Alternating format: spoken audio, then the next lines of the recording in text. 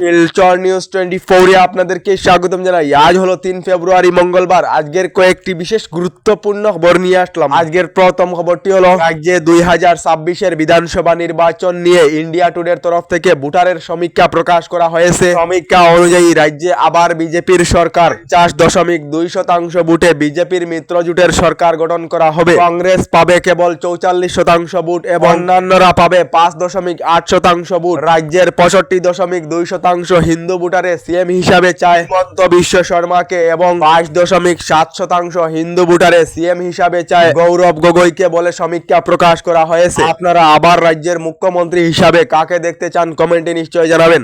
এদিকে দেরিতে সুবিচার পাওয়া তা অনেক সময় না পাওয়ারই সামিল হয়। বরাকের দাবি, বরাকবেলিতে গুয়াহাটি হাইকোর্টের বেঞ্চ চেয়ে রাজ্যসভায় কেন্দ্রকে সুপারিশ সাংসদ সুস্মিতা দেবের বলে খবর এসেছে। এদিকে চিকেন নেকেতে নির্মাণ করা হবে ভূগ্রস্ত রেলপথ। উত্তর পূর্বাঞ্চলের সুরক্ষার জন্য কেন্দ্রীয় সরকারের বৃহৎ পরিকল্পনা। দেশের অন্যান্য প্রান্তকে উত্তর পূর্বের সঙ্গে যুক্ত করে শিলিগুড়ির এই গুরুত্বপূর্ণ স্থানেতে নির্মাণ করা হবে 40 কিলোমিটার দৈর্ঘ্যের করিডোর বলে কেন্দ্রীয় সরকার থেকে জানানো হয়েছে। এদিকে রাজ্যের সরকারি কর্মচারীদের জন্য এসেছে একটি ভালো খবর। সরকারি কর্মচারীরা প্রয়োজনেতে 10 দিন আগে দিতে পারবেন মাসিক বেতনের টাকা, যার জন্য সরকারি কর্মচারীকে নিম্নতম সুদ দিতে হবে বলে ঘোষণা মুখ্যমন্ত্রী ডক্টর হিমন্ত বিশ্ব শর্মার।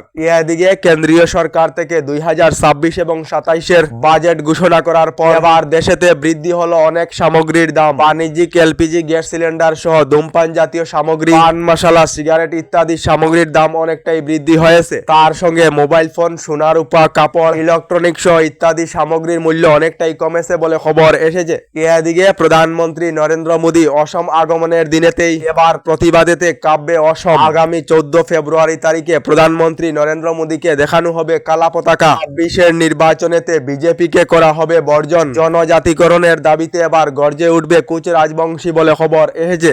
এদিকে মুখ্যমন্ত্রী ডক্টর হিমন্ত বিশ্ব শর্মার বিরুদ্ধে এজাহার দাখিল। মুখ্যমন্ত্রী ডক্টর হিমন্ত বিশ্ব শর্মার সাম্প্রদায়িক মন্তব্যের অভিযোগেতে লতাশিল পুলিশ থানাতে এজাহার দাখিল করেছে দা অসম সিভিল সোসাইটি বলে খবর এসেছে।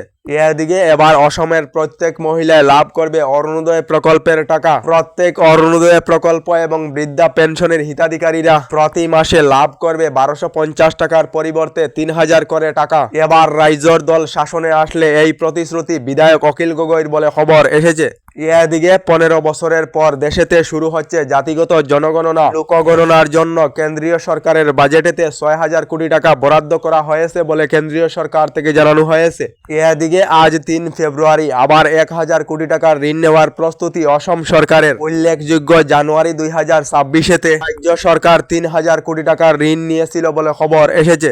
এদিকে মিয়া মানেই বাংলাদেশ থেকে আসা অনুপ্রবেশকারী। মিয়া সকলকে এখানে রিক্সা চালাতে কেন দেওয়া হবে? আইনে বলে অসমে মিয়ায় রিক্সা চালানো নিষিদ্ধ। আমি আইনের রাস্তায় চলে অসমে মিয়াদের রিক্সা চালানো বন্ধ করতে হবে বললেন মুখ্যমন্ত্রী।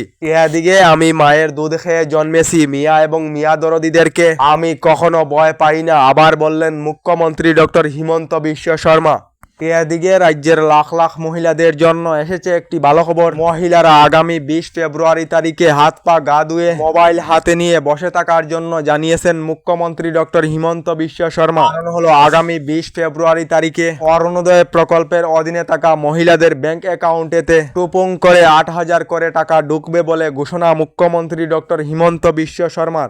এদিকে এখনো পর্যন্ত সরকারি গড় লাভ না করা সকলের জন্য এসেছে একটি ভালো খবর। রাজ্যে নতুন করে আরো 30 লাখ পরিবারেরা লাভ করিবেন নতুন সরকারি ঘর। ইতিমধ্যে প্রস্তুত করা হয়েছে সরকারি ঘরের নতুন হিতাধিকারীর তালিকা। প্রথম পর্যায়ে জিওটেকিং সম্পূর্ণ হওয়া প্রায় 3,25,000 লোকেরা শীঘ্রই নতুন সরকারি ঘর লাভ করবেন বলে ঘোষণা রাজ্যের মুখ্যমন্ত্রী ডক্টর হিমন্ত বিশ্ব শর্মার। আমাদের ডেইলি খবরগুলি ভালো লাগলে আমাদের ভিডিওতে লাইক দিয়ে চ্যানেলটিকে সাবস্ক্রাইব করে নেবেন।